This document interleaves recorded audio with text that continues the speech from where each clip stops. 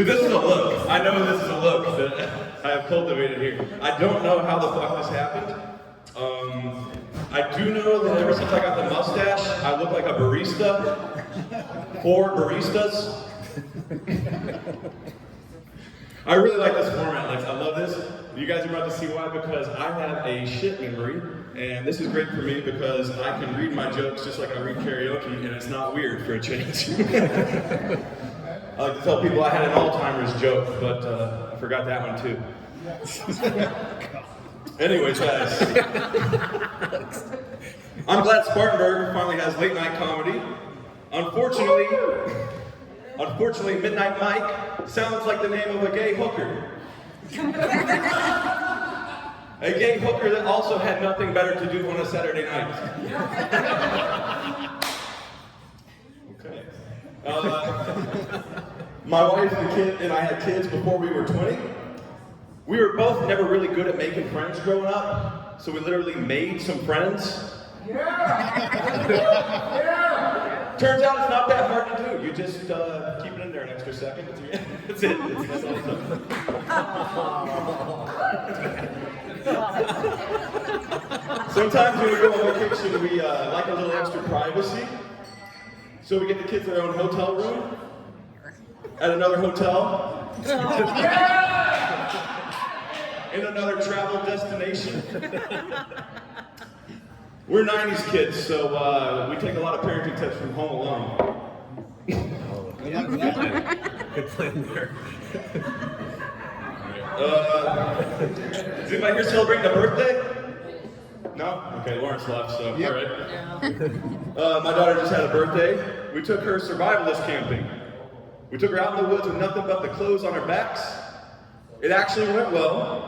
We like it so much we're going back next year to pick her up.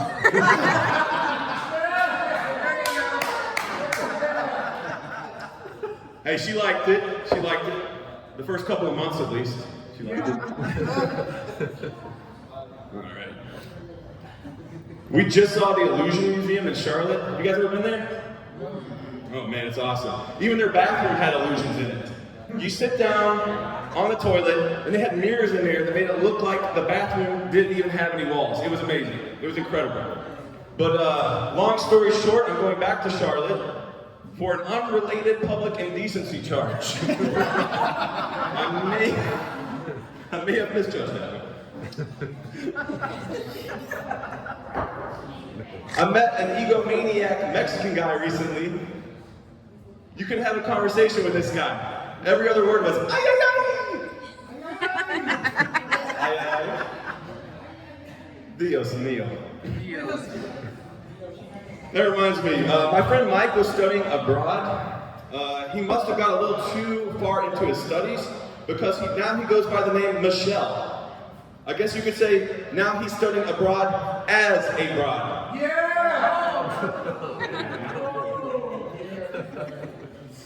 My wife and I got so high recently, we accidentally watched a bromance movie. Turns out it was just a really long commercial for HIV medication.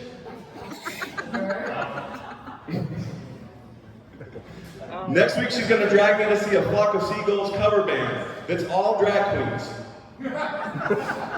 They go by the name Bushel of Adam's Apples. Why are you rolling your eyes at me, ma'am? These are quality jokes. I stayed up hours last night, right? What do you want me to talk about? This lady right here has been angry at me all night. I just keep looking over there. She's like, listen up. What's going on, man? What can I do? Okay, hang on a second. I got something for you. Uh-oh. No, what's up? Look, I got you one. You got the mini one. There you go. Okay. All right. Anyways.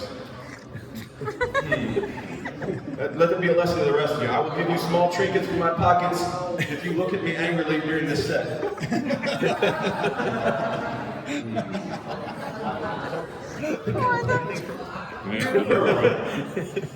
Alright, I had to stop smoking weed because I kept getting really lightheaded.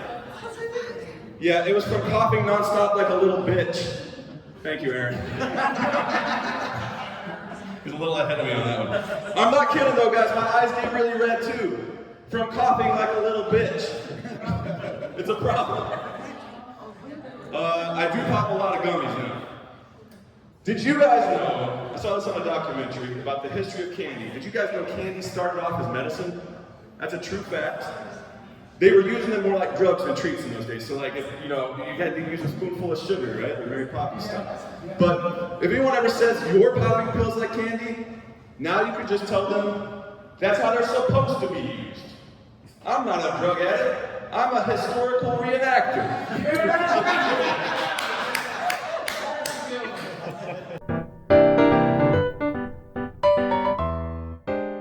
My name's Mr. Panda. You'll find out why they call me that in just a moment. Oh yeah, oh wait, it's bad. It's bad. But it's good. Just like a panda. Alright, so just to get a little bit out of the way here. Kind of nervous, this is my first time. I'm going to get that out of the way because I never know what I'm going to say next, right? First time. Thank you. You know why I never know what I'm going to say next? Is because I come from a really diverse family. And then I'm married into an interracial relationship. So I have to be very careful because I never know, because half my family is from the hood. The other half, where hood? Y'all know what I'm talking about? Yeah, that was very, very, very bad. But anyway, so I was doing something called eavesdropping. We all know what that is, right? When you try to listen to grown folk and you ain't supposed to be listening to them grown folk. Well, I was doing that one day, about 8 years old. I come around the corner and they in the living room talking. What they talking about?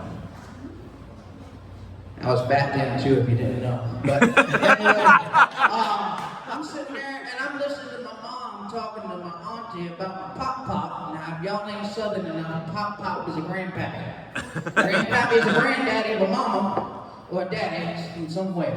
So they're talking about my grandpappy and they're saying, yeah, he's got to get his robes pressed and he's got to go meet with a grand wizard.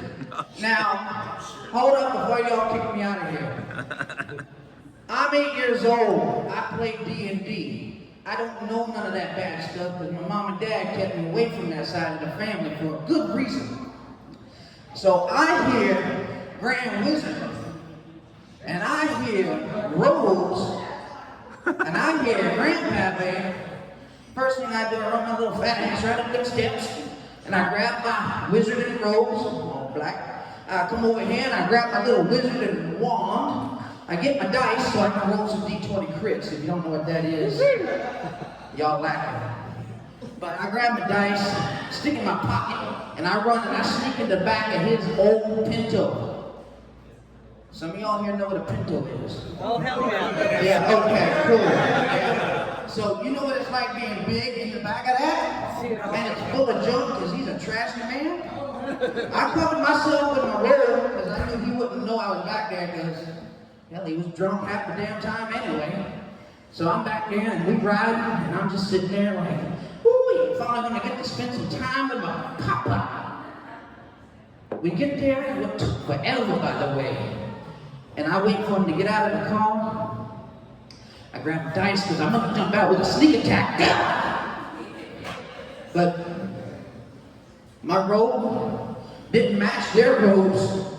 And that bonfire wasn't a bonfire. About the same time I noticed what was wrong, my grandpappy noticed me, grabbed me by the nape of the neck, threw my ass in the car, drove my ass home. And you know something? It didn't take us that long to get there because he drove like a bat out of hell. He didn't say a word. And you know, when I got home, all right, now here's the fun part. When I got home, my mom found out. She whooped me. Y'all know what a switch is? Y'all know what a switch is? All right, yeah. No, see, like I said, half is from the hood. I got switched. Never see my grandpappy again. My parents did a good job trying to keep me away from that side of the family. And it was a good reason. Because they weren't wizards. They sure were not. Now, bless their hearts, my mom and dad. I got one more story. Now, see, this is why I know I can't offend you, I can't offend you, I can't offend you, and I can't offend you, because I come from both sides. I don't pick and choose. mom and daddy, bless their hearts, they raised me right. So, but they were evil too. Tell you what, one last story. For my 16th birthday, the only thing I ever wanted was a red PT Cruiser. Okay? That red PT Cruiser is all I wanted. When I woke up my birthday morning, my daddy and mom met me at the bottom of the stairs. They come down and they said, "Here's your birthday card, son." Now, I was a spoiled little rat, if y'all can't tell. So they gave me whatever I wanted. So I open this card, and inside of it is a little Chrysler key. I'm like, oh, hell yeah, I'm about to get in there when I get to school. So they tell me, "Josh, we want you to go to the garage, open up the garage door, and look what's in the driveway." Well, just like I did when I found out my grandpa played D&D, I run my little fat ass out to the garage. Over in the corner is a little bucket with some soap, some rags, some wax, all the stuff I need. Press the garage door. It opens up, I see the daylight. I'm standing there just shaking. And you know what the hell they had out there? A remote control candy apple red PT Cruiser. Now, my little heart was broken because they went through all the trouble to go to a dealership, buy a key, which at the time was $150. Put it in a $1.50 card from the dollar store to trick me into thinking I got a candy apple red PT Cruiser. You know what? To this day, I never got that PT Cruiser. But their ashes are sitting on their little memorial at my house, right underneath that remote control red PT Cruiser. And that's my life. See, you laugh. Y'all didn't laugh. They still laugh, and you gonna let them beat you? That fat guy over here, I gotta use everything in my advantage. You like that? See? And you've been married so long, and that pineapple, that would be fine. No, really. Good, how's you make? So I got them to laugh, so I'm done.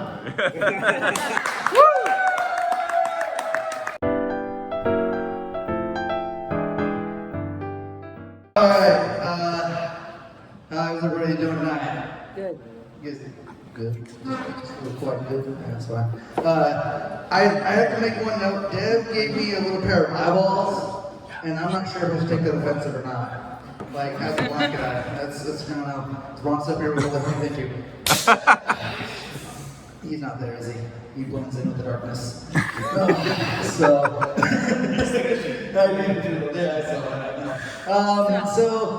we're gonna do some new stuff just because it's been a while since I've been out and done comedy. I think the United States government is kind of slacking on finding appropriate jobs for the disabled. Like, there's jobs out there for us. I'm a massage therapist. Great job for the blind, but I've actually had people say, you know, if you're blind, how do you know what you're touching? And I'm like, it's touch. Like, it's 90% touch, 10 sense of smell. 10% sense of smell. You gotta avoid the smell spots. But like, there's other jobs out there available for other people. Like, I think, you know, people who are quadriplegic and on the wheelchairs, they should be crossing guards. I think that's the greatest job for them. Because, you know, if they pull out in front of you, what happens if you hit them? It's not like you're gonna paralyze them. But also, like, you know, if you do hit them in the end, I mean, you're kind of improving their quality of life, I feel like, maybe. I could be wrong.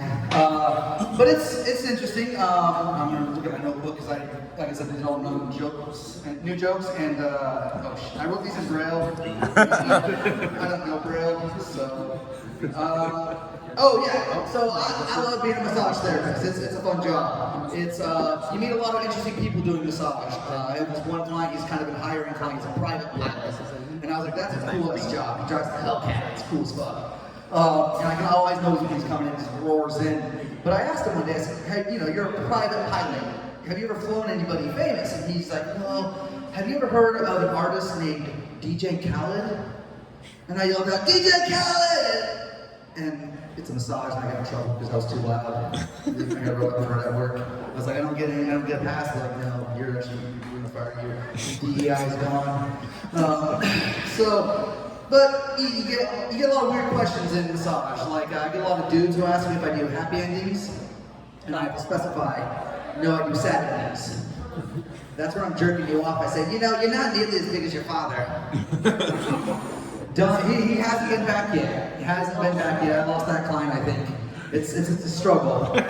So, I actually live in downtown Greenville. Anybody know or familiar with Greenville? You guys like Greenville? I'm not originally from Greenville, but I've lived here long enough and it's getting busy.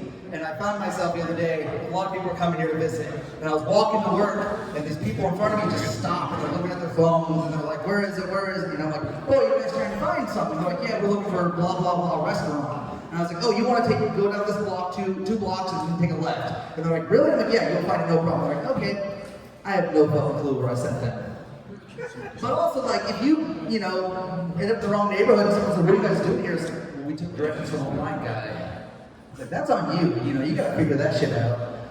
But it's happening more and more. It's happening really frequently, me just giving people random directions. And so I started doing blind tour guides in downtown Greenville, and it's picking up amazingly. I didn't know it was a hit market. Like, I just walk around and people follow me, and I'm like, yeah, this is our local government building. And they're like, sir, this is a dumpster. And like, someone's not a fan of our local politicians. This is our award-winning school. That's a prison. Like, hey, they're doing their best. All right. So it's fun. You gotta make money anywhere. If it's not obvious, I smoke a lot of weed. I have glaucoma. I love smoking weed, but like I've had a lot of weird encounters. When I first moved to Greenville, like I grew up in Washington State, where it's the evergreen state, which we are always green. Used to buy weed from the college professors when I was in high school. It was the best. But moving here, I ended up living in an area called Nickeltown, which is a predominantly black area. I'd never been raised around like black people. It was a very big eye opener. But I lived there 2 years, and they are fantastic people. They gave me my first street name. I was outside one day with my cane, and they were like, "What's up with the cane?" And I was like, "Oh, I have glaucoma." And they're like, "Oh, no one uses their government name, so we're gonna call you Glock." And I'm like, "Oh, fuck, I love that." They started inviting me to their cookouts and their, weekend parties, and I'd come downstairs, and one of the neighbors would be like, and their cousin would be like, "Oh, who's this white boy?" And they're like, "Oh, that's Glock." He's like the gun? I'm like, "No, I have glaucoma." But I am strapped. This is the Beretta. Doesn't roll the tongue the same. But I enjoy, but I didn't know there was a big difference in how people smoke weed, like black people and white people. I'd never smoked a blunt until I moved there, which is crazy, I know. But I was hanging out one day, and one of my neighbors came by and said, "Hey, Glock, I want to smoke out your bong." And I was like, "I don't know, are you sure?" He's like, "I've never smoked one." I was like, "Okay," so I set them all up, I told him how to do it. I said, "You just fill up the chamber with smoke, pull the bowl, I don't know how to explain to you guys." And he goes, okay, so just give me a signal when you're ready. We pack it, he inhales, and I'm like, "You ready?" He goes, "Yeah." I pull it, and he goes, "All right," put it back in, and then he exhales into the bong and shoots everything across the room. And it's just a mess. And I'm like, and he's like, he comes up and like, "Did I do it right?" And I was like, "No, you did it absolutely wrong." And that was an eye opener for me. It was fun. It was interesting. But then one day, another one came up to me and he said, "Hey, Glock, white people like shrooms, right?" And I was like, "Well, I love shrooms. Like, it's the only time I get to see shit." But so he came and he's like, "My cousin gave me these shrooms. Can you tell me if they're good or not?" And I was like, "Yeah." So I gave me a couple. I went upstairs and ate them. And I came back downstairs a little while later, and he goes, "Hey, Glock, do those work?" And I was like, "Yeah." And he goes, "How'd you do them?" I said, "What do you mean, how'd I do them?" And he goes, "How'd you do them?" And I said, "I just ate them." And he goes, "Oh." And I was like, "Why?" And he goes, "Well, I didn't know how to do them, so I took one of those long stems and I rolled it up in a blunt and tried to smoke it." And I was like, "That had to be the worst fucking high of your life." He's like, "Yeah, my cop tried to kill me." And I was like, "What?" And that's all he said, and he walked away. So, I am a parent. I have 2 kids, and that surprised a lot of people. I found the hole twice. Still haven't found the clitoris though, so that's fun. My kids are getting older. My daughter, she's about to turn 15. I'm really worried. I was worried for a really long time because she's kind of spicy. But we were out and about last summer at a reptile exhibit, and this lady walked up to her and she goes, "Oh, do you like boys or girls?" And my daughter looks at her and she goes, "I like snakes." I was like, all right, I'm doing all right. That's nothing wrong with that. That's fun. But they're also getting a little smart. They've grown up with my blindness. They're kind of mean to me. Like now, she just talks shit to me. She's like, I'll hear the audible skin on skin slap, and I'm like, hey, what the hell's going on? And she's like, you didn't see me. And I was like, I can't hit her. She's too quick. She's so quick. But she likes to bully me. She, when you become blind as a dude, you have to make a choice in life. Are you gonna stand there and miss the toilet when you pee, or are you gonna sit down like a gentleman? I sit down like a gentleman. My daughter knows this. She put the plunger in the toilet and didn't tell me one night. Yeah, and like I said, I can't hit her. She's so quick. Like she knows. It's not fun. So, we'll do a couple more before I get out of here, I guess. My left eye's completely gone. It doesn't work at all. And I kind of want it removed, but mainly because there's all these cool fake eyes I can get. Instead of cleaning a gun or sharpening a knife, I could be polishing an eyeball when my daughter brings her boy home. Polishing an eyeball, pop into my skull and shake that kid's hand like, nice to meet you, young man. Like, I don't give a fuck, it's not my kid, it's your kid, you gotta deal with the psychological trauma. But also, smoking weed, if we're driving down the road, and we get pulled over by the cops, I can just stash the weed behind my fake eye. And the cops will be like, we smell, but we can't see it. Like, me too, officer, me too. Alright, nothing more than I like to fuck with people. It's just, you gotta fuck with people. So, my favorite thing to do now is when people are like, hey, it's great to see you. I'm like, that's a weird flex, but okay. People always ask me, what's it like being blind? I say, close your eyes. There you go. Done. And then someone asked me if what's it like knowing Braille. I said, I don't know Braille. It's a really long process. I'm kind of scared of it because I was told that the scariest thing to read in Braille is danger, do not touch. So, that's my time. I'm going to toss that back to Ryan.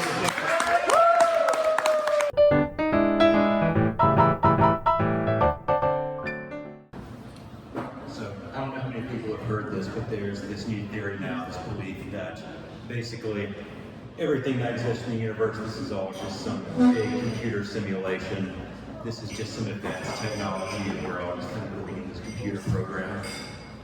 I don't really buy it. Apparently the people who believe this have never waited in line at the DMV. I don't think they've ever gone through airport security or scrolled social media for more than about 10 seconds. But one of the big people who's pushing this belief now is Elon Musk. And I think he proves himself wrong because how advanced could this universal programming be when even the earliest version of ChatGPT could have written a much cooler billionaire than Elon Musk? You could say the same thing about his Cybertruck too. I think you could have asked the most primitive AI to design a futuristic truck for the world's wealthiest man, and it would have given you something better than a stainless steel fridge. I mean, literally, it's a silver chastity belt on wheels, is what it actually is. It's basically the automotive version of that rainbow-colored backlit keyboard that teenagers used to game. But who knows, maybe I'm wrong. Maybe this is a computer program. I mean, some of my neighbors act like the minor background characters in video games, those NPCs. I mean that because they dress the exact same all the time, and the dialogue is exactly the same 100% of the time, too. There's this grandma in my neighborhood who lives across the street from me, who, no matter what time it is always in an apron. Like I saw her come stepping out of the house one time at about 10 p.m.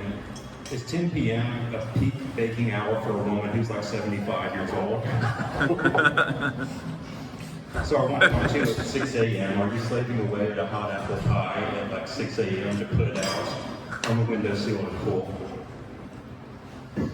There's this one guy who really gets me though in my neighborhood.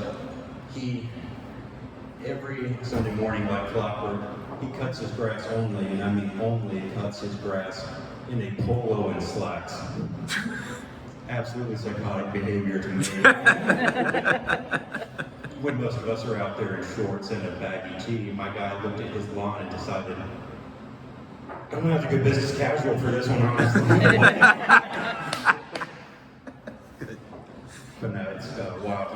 buddies told me, he said, one doesn't simply cut their grass without first dressing like you're a truck stop vagrant. Which led me to what I refer to as the Austin Brown Unified Lawn Attire Theory, which states, whatever you cut the grass in, whatever you personally choose, is what you consider to be the rock bottom of your wardrobe. And my guy decided a polo and slacks were his best option for that. Which means I'm assuming he's showing up to the gym with a button down. He's putting on a tie just to pee.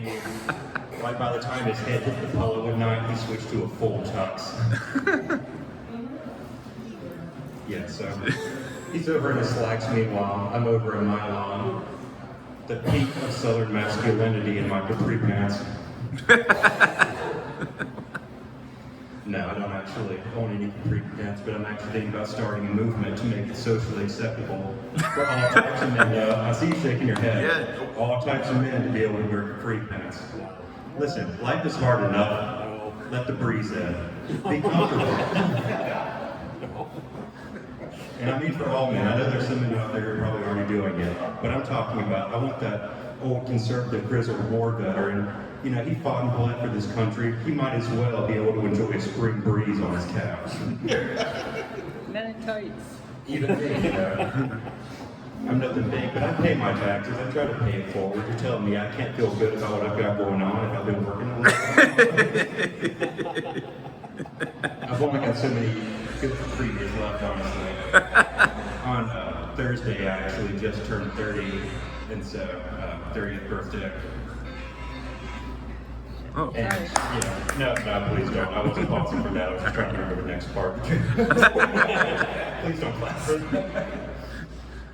No, but a lot of people have already been annoying me about it. They're telling me 30, that's when some of the aches and pains first start to creep in, like your back and your knees. What do you tell to someone who's already been hurting for a long time? I feel like I wake up and I try to stretch, and my joints make so many cracks. You would think I was running a trap house. It honestly reminds me of watching a medical show one time. And one of the things they always say in those types of shows is, when there's nothing else they can do for a patient, they're like, we gave him something to ease the pain, we made him comfortable. I've had rheumatoid arthritis since I was in high school. Why has no one ever offered to make me comfortable? But no, it's wild. I finally gotten some of those, indicators of age. My hairline started to thin up front a little bit and recede. And I'm already thinking about it. I might have to start stowing money away for when it finally starts to really go. And I need to maybe do a hair transplant or something like that. And if I do, I'm going to grow it all back, this long, beautiful mane of red hair. I'm going to be walking down the street and people are going to be like, God, Chapel Rome looks bad, right? All right, that's my time. Thank you, guys.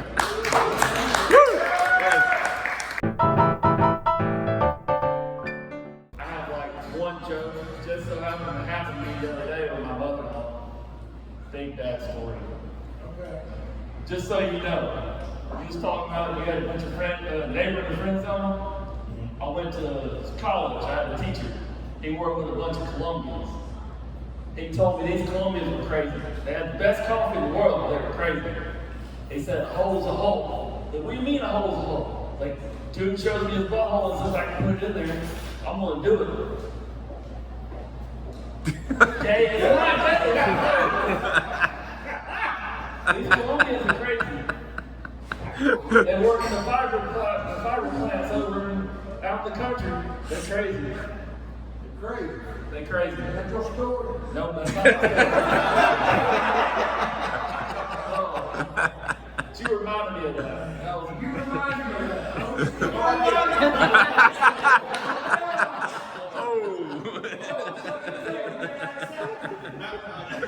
My wife told me last week, she's like, we're going to the ballet.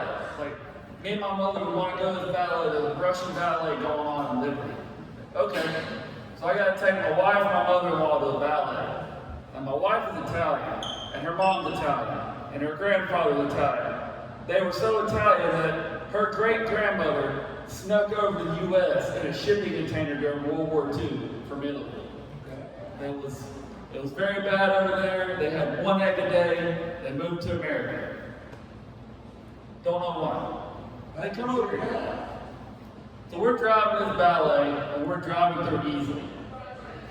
And just out of the middle of nowhere, my mother-in-law looks over the side and sees a Viagra truck. Big box truck with Viagra. And a phone number and a website. And she's just busting out laughing on the side of it. She's like, look, it's the Viagra truck! It's the Viagra! You know, you can have a lot of Viagra in there. And she's just giggling to herself, like, what if you have to get a wreck in the Viagra truck and then go to work the next day and tell everybody you hit the Viagra? I'm like, well, you hit the Viagra truck and then you come out and you're standing there looking like, hey, that's a big crumpled mess. You'd think it'd be harder. Get the Viagra truck and it just crumples up like that. That's all I got.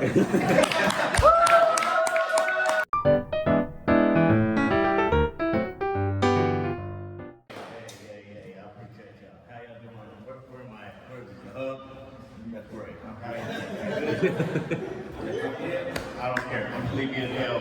I'm about to hurry up and get out of here. I got my pajamas on underneath this. I have not taken a nap today, so I'm going to cut these jokes down. So my cousin, he came out to the whole family that he is gay, which was quite hilarious due to the fact that he told all of us that he was gay while wearing a full face of makeup and a wig. And I feel like that did most of the heavy lifting for him, just to be quite honest. And he got a little pissed off at us, because we already knew that he was gay. Like, you know, you've been gay since we were younger. You know, when we was younger, you know, he used to eat corn the long way. Like, nigga, you been gay. So that's really not a big deal. Oh, just to add, I just walked by you, man. You really do have pineapple in your ear. I didn't realize. I thought it was real. No, I mean, that's a good, I mean, well, let me ask y'all, family. I have a lesbian homie, and she got arrested for trying to buy a prostitute. And I said to her, having pussy and trying to buy pussy is counterproductive. And she got mad at me. Do y'all think I was wrong? No? Okay, I didn't. As long as you felt that way, because y'all be like, no, we got pussy all the time, and I'll be like, oh, okay, I need my whole apology. So, all right, as long as that's the case. Oh yeah, my gay cousin. Yeah, he's gay. That's, I mean, I guess. There you go. I have a.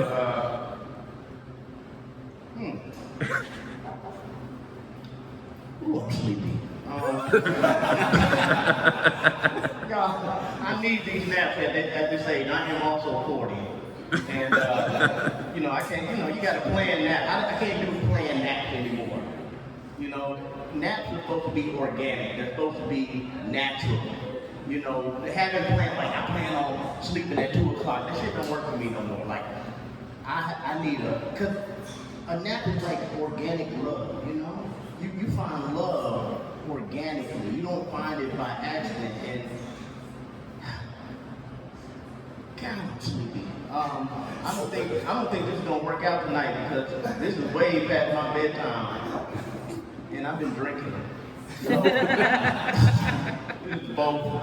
Oh, it's almost Lent and almost over, and I'm so happy about that. We got any drug users in here? I've been off the weed for, yeah? All right, that's good. I've been off the weed for a while, you know. I used to, you know, I don't do cocaine. I don't sniff cocaine. I just like the way it smells. But, you know, have you ever been so high though, you ever stepped over your own shadow? That's me. I've been that high before. And I can't wait to get back to that. I can't wait, in the name of Jesus. Also, I've been mentioning porn as well. I gave that up. Porn has been my thing. They say as a comic, you're not supposed to really talk about porn. They're like that sort of low-hanging fruit. I feel like those people don't know how to self-satisfy themselves. I think that's a jealousy type thing. Clean pie is my favorite category. I'm gonna talk to the freaky family, because ain't nobody really gonna talk to y'all. Nobody gonna talk about anything that y'all be doing.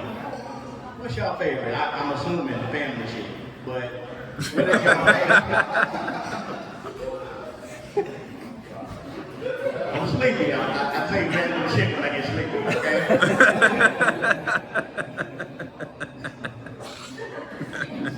We get fucked with Oh all my that. God. Oh man. All right. What's happening? Anybody going to church tomorrow? Anybody? Yeah? That's good. I've been trying to find me a good church home. I just moved here to Spartanburg maybe 2 years ago, when I moved here. And I've been trying to find a good church home. No, they saying goodbye. I like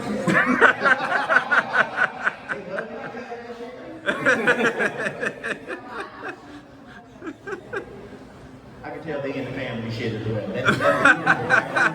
Anyway, yeah, I'm trying to find me a good church home, but I got kicked out of the church not too long ago. Due to the fact, so it was a gentleman on stage, and he was giving his testimony, and he was a war vet. Shout out to him. Thank you for your service. He did a great bid, and he ended up losing his arms and his legs. And he was giving his testimony saying, you know, how God is so good, and that with anything, with God, anything is possible. That was his, you know, with anything, God is possible. I felt that in my heart. And I said, amen.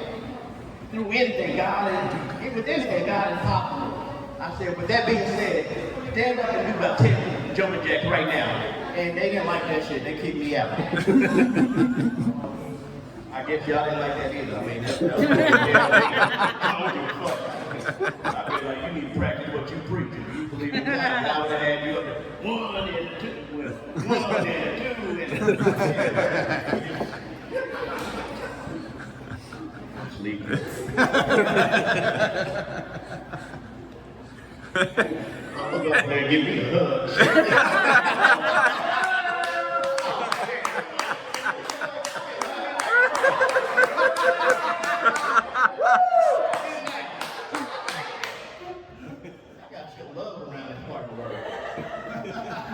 I've been loving the people here in Spartanburg. I tell you that. Y'all are some of the friendliest people ever. Especially in Greenville. And y'all follow the rules. I didn't. Y'all follow the rules to a T. So I'm getting ready to cross the street. Me and my wife, we're looking, and everybody's. Y'all go in a single file line to cross the street. I've never seen that a day in my life. And I don't even know y'all even realize that they do that in Greenville. So before they cross the street, we're walking by them, and then everybody is in a single file line like ducks to cross the street. And nobody felt anything wrong with that. That's not really a joke. I just thought that shit was fucking weird as hell. It's not even a joke. Y'all know fucking was weird as hell around here, but y'all are so friendly, and I love around here. Y'all thank y'all so much. Oh, yeah. Woo! Yeah.